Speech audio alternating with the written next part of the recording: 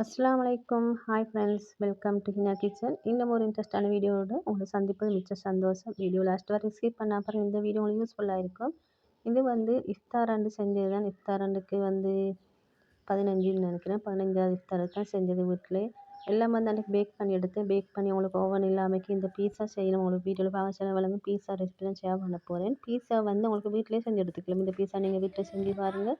நீங்கள் பீஸா வாங்க கடைக்கே போக மாட்டீங்க. இந்த பீஸா செய்கிறதுக்கு இந்த சீஸும் வாங்க தேவையில்லை. உங்களுக்கு வீட்டிலே ரெடி பண்ணி எடுத்துக்கலும். அதோட வந்து உங்களுக்கு ஓவன் இல்லைன்றாலும் உங்களுக்கு அடுப்புலையும் வச்சு இந்த பீஸாவை பேக் பண்ணி எடுத்துக்கணும். நான் வந்து 2 முறையிலையும் உங்களுக்கு இந்த பீஸா பேக் பண்ணி காட்ட போகிறேன். வாங்க வீடியோக்குள் போகலாம். முதல்ல வந்து பீஸா சோஸ் ரெடி பண்ணி எடுத்துக்க போகிறேன். பீஸா சோஸ் வந்து நாங்கள் வீட்டிலே அதையும் செஞ்சு எடுத்துக்கணும். இதுக்காக வேண்டி நல்லா பழுத்த தக்காளி எடுத்துக்கணும். நான் வந்து பழுத்த தக்காளி எடுத்துனேன். அதோட வந்து கொஞ்சம் கறிமிளகாய் எடுத்துனேன். கறிமிளகாய் வந்து அந்த பீஸாவுக்கு மேலே போடுறதுக்கு உங்களுக்கு பெல் பேப்பர் இருந்தால் 3 கலர்லேயும் எடுத்துக்கலாம். இப்போ எங்களை பொறுத்தவரை இந்த கறிமிளகாய் தான் எங்களுக்கு மலிவாக கிடைக்குது. எங்களுக்கு பெல் பேப்பர் கிடைக்கிற இல்லை அவசரமாக அது வாங்குறதுக்கு வெளியில் வந்து தூரம் போகணும்.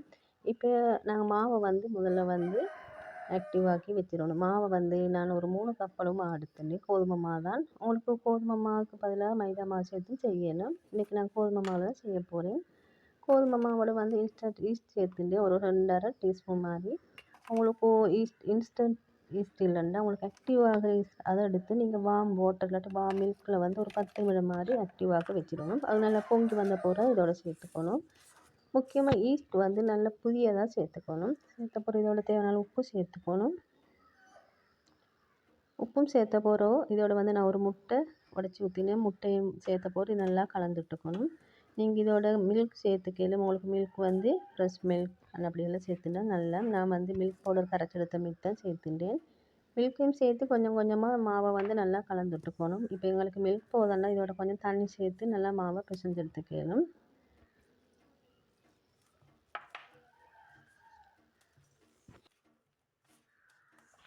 மாவுக்கு வந்து முடிஞ்ச அளவு தண்ணியை வந்து நாங்கள் கொஞ்சம் கொஞ்சம் ஊற்றி தான் மாவை நல்லா கலந்து எடுத்துக்கணும். இப்போ உங்களுக்கு இந்த மாவோட வந்து ஆயில் சேர்த்துக்கலும். ஆயில் வந்து உங்களுக்கு ஒலிவ் ஆயில் இருந்தால் சேர்த்துக்கோங்க ஒரு 2 டீஸ்பூன். இல்லைன்னா இந்த வாசனை இல்லாத எண்ணெய் சேர்த்துக்கோங்க. சேர்த்து மாவை வந்து நல்லா ஒரு கவுண்டர் டாப்பில் சரி இல்லாட்டி ஒரு போட்டில் வச்சு நல்லா இழுத்து பிணைஞ்சு எடுத்துக்கணும் மாவை. இப்போ இந்த வீடியோவில் ஆட்டுற மாதிரி மாவை நல்லா இழுத்து பண்ணுங்க. அப்போ தான் வந்து உங்களோட பீஸா வந்து நல்லா வரும். இப்போ மாவு இழுத்து பிணைஞ்ச போகிற இதை வந்து 2 ஹவர் மாதிரி அப்படியே மூடி வச்சிடணும். அப்போ தான் வந்து அந்த மாவு வந்து நல்லா டபுள் சைஸாக பொங்கி வரும். அப்போ தான் பீஸாக்கான மாவு வந்து ரெடி. இப்போ இதுக்கு வந்து பீஸா சோஸை நாங்கள் ரெடி பண்ணிக்குவோம். பீஸா சோஸுக்காக வந்து தக்காளி எடுத்துக்கணும். நல்லா பழுத்த தக்காளி எடுத்துட்டேன். இப்போ இதை வந்து நல்லா கழுவி கட் பண்ணி எடுத்துக்கணும். ஏன்னா கட் பண்ணுற டைமுக்கு கட் பண்ணுறதுக்கு ஒரு ஹெல்ப்பர் வந்துடுங்க. நான் கட் பண்ணி தரேன்ட்டு அதுக்குள்ளே எனக்கு பையன் கையை வெட்டிக்கும்ட்டு திரும்ப ஒன்றை தான் கட் பண்ண கொடுத்துன்னு அப்படியே வாங்கி எடுத்துட்டேன். இப்போ இதுக்காக வேண்டிய ஒரு மிக்ஸி ஜார் எடுத்தோம். மிக்ஸி ஜாரில் கட் பண்ண தக்காளி அதோட பூண்டு அதோட கொஞ்சம் வெங்காயம் சேர்த்து வெங்காயம் கொஞ்சம் இல்லை ஒன்று சேர்த்துனா போதும். சேர்த்து இதை வந்து நான் வந்து நல்லா அடிச்சு எடுத்துக்க போகிறேன். அப்படி அடிச்சு எடுத்துங்க ஒரு மிக்ஸியில். படிச்செடுத்த பிறகு இன்னும் எப்படி தங்கி இருக்குது. எந்த வித தண்ணியும் சேர்க்க தேவையில்லை. ஏன்னா அந்த தக்காளியில் உள்ள தண்ணியே போதும். இப்போ இது செய்கிறதுக்கு ஒரு ஃபேன் எடுத்துக்கோங்க. ஃபேனில் வந்து 1 டீஸ்பூன் மாதிரி இல்லை டேபிள் ஸ்பூன் எண்ணெய் சேர்த்துக்கணும். உங்களுக்கு இதுக்கு ஒலிவ் எண்ணெய் சேர்த்துனா நல்லா. நான் எண்ணெய் சேர்த்துட்டேன். எண்ணெய் சேர்த்த போகிறோம் நாங்கள் அடித்து வச்சுருந்து அந்த தக்காளி சேர்த்துக்கணும். சேர்த்து இதோட உங்களுக்கு தனி மிளகாய்த்தூள் சேர்த்துக்கலும். இல்லைன்றால் காஷ்மீர் மிளகாய்த்தூள் இருந்தால் சேர்த்துக்கலும். தனி மிளகாய்த்தூள் நான் 1¼ டீஸ்பூன் மாதிரி சேர்த்துன்னு அப்படியே கலந்துட்டுக்கணும். இதோட வந்து நாங்கள் டொமேட்டோ கெச்சப் இருந்தால் சேர்த்துக்கலும். இல்லாட்டி டொமேட்டோ சோஸ் இருந்தால் சேர்த்துக்கலும். சேர்த்து இதையும் நல்லா கலந்துட்டுக்கணும். இதோட கொஞ்சம் சுகர் சேர்த்துக்கோங்க. சேர்த்து அதையும் நல்லா மிக்ஸ் பண்ணிக்கணும். இதோட வந்து நீங்கள் ஒரிகானோ இருந்தால் 1 டீஸ்பூன் மாதிரி சேர்த்துங்க. சேர்த்து இதை நல்லா கலந்துட்டுக்கணும். அந்த எண்ணெயிலே அந்த சோஸ் வந்து நல்லா பிரிஞ்சு வெந்து வரணும். இப்போ இது ஒரு மூடி போட்டு வச்சுக்கணும். இல்லைன்னா உங்களுக்கு மேலே எல்லாம் தெறிக்க பார்க்கும். இப்போ நான் திறந்து பார்க்குற டைமு மூடியை சைடில் வச்சு தான் பார்த்தேன். அப்படி மேலே தெரிக்கும். இப்போ நல்லா அந்த எண்ணெயிலே வந்து நல்லா வற்றி வெந்து வரணும். இப்போ இந்த பீஸா சோஸ் வந்து நல்லா வற்றி எப்படி வந்துட்டுது. நல்லா எண்ணெய் பிரித்து நல்லா வற்றி வரணும். நல்லா சோஸ் மாதிரி. அப்போ அதை அப்படியே எடுத்து ஆற வச்சுட்டு அதே ஃபேன் கழுகி நான் வந்து அடுத்து ஒயிட் சோஸ் ரெடி பண்ணி எடுத்துக்க போகிறேன்.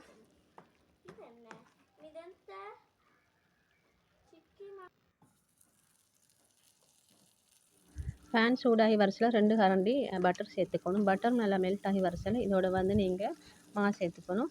நான் வந்து கோதுமை மாவு ஒரு கரண்டி மட்டும் சேர்த்துனேன். உங்களுக்கு கோதுமை மாவு இல்லைன்னா மைதா மாவு சேர்த்துக்கணும். சேர்த்து நல்லா கலந்துட்டுக்கோம். இந்த டைமில் நீங்கள் மில்க் ரெடி பண்ணி வச்சுக்குவோம். வார்ம் மில்க் தான் நல்லா பசும்பால் இல்லைன்னா ஃப்ரெஷ் மில்க். நான் வந்து மில்க் பவுடரை கரைச்சி எடுத்த பால் தான் சேர்த்துட்டேன். சேர்த்து நல்லா கலந்துட்டுக்கணும். உங்களுக்கு இது கலக்கிற டைம் கட்டி பட்டு இருந்தால் உங்களுக்கு லாஸ்ட்டில் ஹாட்டன் எப்படி அந்த கட்டி இல்லாமல் நல்லா ஸ்மூத் அந்த சோஸ் மாதிரி செஞ்சு எடுத்தேன்ட்டு. இப்போ இது வந்து ஒரு 5 நிமிஷம் போசல இன்னும் இப்படியாகி வந்துட்டுது, நல்லா க்ரீமியாகி வருகுது. இந்த பதம் வரிசையில் நீங்கள் இதை அப்படியே இறக்கி அப்படியே ஆற வச்சிட வேண்டியது தான். உங்களுக்கு முதல்ல சீஸ் இல்லாமல் தான் இந்த சோஸ் நீங்கள் ரெடி பண்ணி அந்த பீஸா செய்ய போகிறீங்க. இதை அப்படி ஆற வச்ச பிறகு நான் வந்து இன்றைக்கி அந்த பீஸாவில் வந்து கொஞ்சம் சொசேஞ்சஸ் போட்டு செஞ்சு எடுத்துக்க போகிறேன். உங்கள்கிட்ட சொசேஞ்சஸ் இருந்தால் போட்டுக்கோங்க, இல்லைன்னா பிரச்சனை இல்லை. இப்போ ஃப்ரிட்ஜில் இந்த சொசேஞ்சஸையும் எடுத்து வச்சுட்டேன்.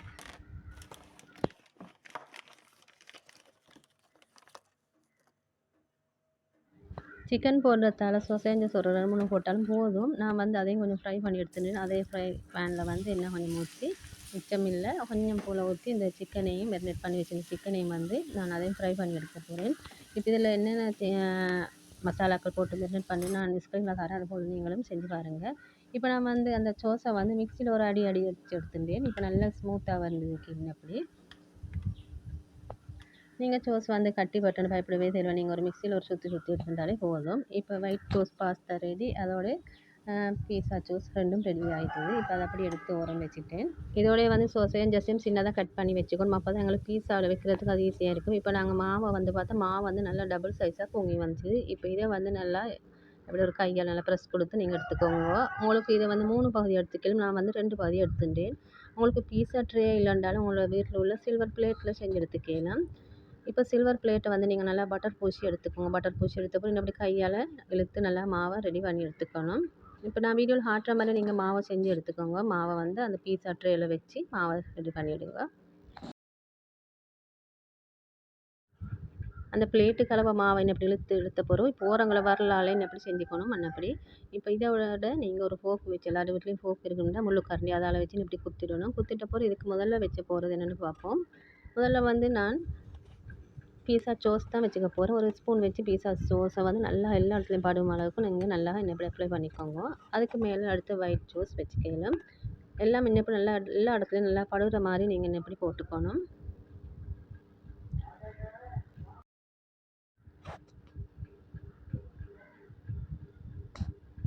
ஒயிட் சோஸ் வச்ச போகிற இதுக்கு மேலே நாங்கள் ஃப்ரை பண்ணி வச்சுருந்த சிக்கன், அடுத்தது வந்து சொசேஞ்சஸ் வச்சுக்கலாம். உங்களுக்கு பெல் பேப்பர் 3 கலர்லேயும் வச்சுக்கலாம் இருந்தால் அவங்கள்ட்ட. இல்லைன்னா நீங்கள் பெரிய கறிமிளகாய் நல்லா கட் பண்ணி அதில் உள்ள விதையெல்லாம் சீடெல்லாம் நீக்கிட்டு அவங்களுக்கு மேல் பகுதியை மட்டும் கட் பண்ணி போட்டுக்கலாம்.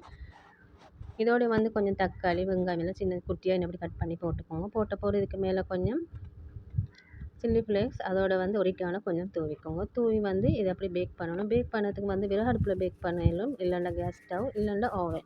நான் வந்து இன்றைக்கி கேஸ் ஸ்டவ்வில் அடுத்த ஓவனில் தான் பேக் பண்ணி எடுத்துக்க போகிறேன். நீங்கள் கேஸ் ஸ்டவ்ண்டா நீங்கள் ஒரு 10 நிமிஷம் மாதிரி ப்ரீஹீட் பண்ணி வச்சுக்கோங்க. ப்ரீஹீட்னா ஒரு சட்டி நல்லா டிக்கனமான சட்டி எடுத்து அதில் ஒரு ஸ்டாண்ட் வச்சு எந்த மண் உப்பு எதுவும் போட தேவையில்லை. ஒரு 10 நிமிஷம் வந்து நல்லா சூடாகி வச்சுக்கோங்க. அதே மாதிரி தான் நீங்கள் அவனையும் 175 டிகிரியில் 10 நிமிஷம் வந்து சூடாகி வச்சுக்கணும். இப்போ ஒரு ஸ்டாண்ட் வச்ச போகிற இதை அப்படியே நான் எடுத்து வச்சுக்க போகிறேன். நீங்கள் கைகள் படாத மாதிரி வச்சுக்கணுமே, ஏன்னா நல்லா சட்டி சூடாகிருக்கும். கொஞ்சம் பார்த்து அப்படி வச்சுக்கோங்க. நான் முறையடிலாம் அப்படி வச்சுட்டேன். வச்சு இது வந்து நல்லா மூடிக்கணும். அந்த சூடு எதுவும் வெளியேற மாதிரி நல்லா மூடிக்கோங்க. இதுக்கு வெயிட்டுக்காக நான் வந்து இன்னொரு மேலுக்கு ஒரு சட்டி மாதிரி வச்சுன்னு தண்ணி ஊற்றி அடுத்து வந்து அவன்லேயும் வச்சுக்க போகிறேன். அவன்லேயும் வந்து நான் அவனில் வைக்கிற டைம் வந்து கேக் ஒன்றையும் செஞ்சுருந்தேன். இந்த ட்ரே வாங்கியிருந்தேன். அப்போ இதில் வந்து பட்டர் கேக் செய்வோம்ட்டு அதையும் ரெடி பண்ணி வச்சுருந்தேன். இந்த அவன் சூடாகிறதால 2யும் ஒன்றில் வச்சுருந்துட்டு இப்போ இதை வந்து அவனில் வச்சுக்க போகிறேன். இந்த பீஸாவையும் இந்த கேக்கையும்.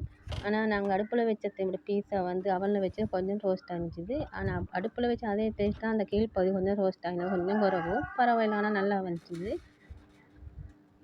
அவனில் வச்சது எப்படியும் ஒரு 25 நிமிஷம் போல் போனது. நாங்கள் அடுப்பில் வச்சு பேக் பண்ணினது வந்து ஒரு 30-35 நிமிஷம் போல் போணுச்சு. இப்போ நான் வந்து இதுலேருந்து இறக்கி எடுத்துட்டு அடுப்புலேருந்து அது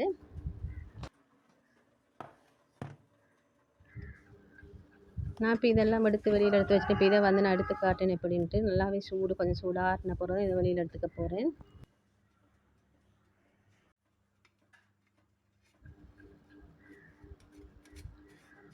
உங்களுக்கு இஃப்தார் டைமுக்கு சின்னவங்க மட்டுமில்லை பெரியவங்க விரும்பி சாப்பிடுவாங்க இந்த பீஸான்றது.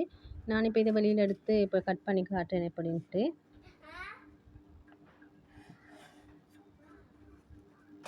கண்ணே பார்க்குறதுக்கு மழகாவும் டேஸ்ட்டும் நல்லா இருந்துச்சு இது. இப்போ இது வந்து இஃப்தார் டைமுக்கு நீங்கள் செஞ்சு வச்சு பாருங்கள். அந்த மேசை அந்த இடமே நல்லா ஃபுல்லாகின மாதிரி இருக்கும் உங்களுக்கும். இப்போ இந்த பீஸா செய்கிறதுக்கு யோசிக்கவே தேவையில்லை. இந்த பொருட்களை கொண்டு நீங்கள் வீட்லேயும் உங்களோட வீட்லேயும் செஞ்சு எடுத்துக்கலாம். இப்போ இந்த பீஸா செஞ்சு ஒரு படியும் 1 வீக் ஆகுது. இப்போ இந்த வீடியோ போட சொல்லி எனக்கும் திரும்ப செய்யணும் போல் தோணுதோ. இப்போ பீஸாவோட அடுத்து கேக் நல்லா பேக் ஆகி வந்துச்சு. கேக் வந்து நாங்கள் அன்றைக்கி வந்து தராவியத்தோருக்கு வந்து பிளேண்டியோட தான் நடத்திருந்தோம். பிளேண்டியோட இந்த கேக்கு 2 நாள் வந்து இப்படி தான் போணுச்சு எங்களுக்கு. இஃப்தாருக்கு வந்து பீஸா செஞ்சுருந்தேன். இந்த வீடியோ பிடிச்சிருந்தா லைக் பண்ணி உங்களோட ஃபேமிலி வந்துட்டு ஷேர் பண்ணிக்கோங்க. போய் ஷேப்பாங்க மறக்காமல் சப்ஸ்கிரைப் பண்ணிக்கோங்க. நீங்களும் இந்த பீஸா ரெசிபியை பார்த்துட்டு நீங்களும் இந்த சரி நாளை சரி செஞ்சு பாருங்கள். இன்ஷா அல்லாஹ் உங்களுக்கும் நல்லாவே வரும் இந்த பீஸா. இந்த வீடியோ முடிக்கிறேன். வீடியோ பிடிச்சிருக்குன்னு நினைக்கிறேன். இன்னும் ஒரு இன்ட்ரெஸ்டான வீடியோ சந்திக்கும் வரை எல்லாருக்கும் அஸ்ஸலாமு அலைக்கும் வரஹ்மத்துல்லாஹி வபரகாத்துஹு. எல்லாரும் இப்போ நோன்பு முடிய போதும். இன்னும் ஓரிரு நாட்கள் தான் இருக்கின்றன. அதுக்குள்ளே இந்த பீஸா செஞ்சு பாருங்கள்.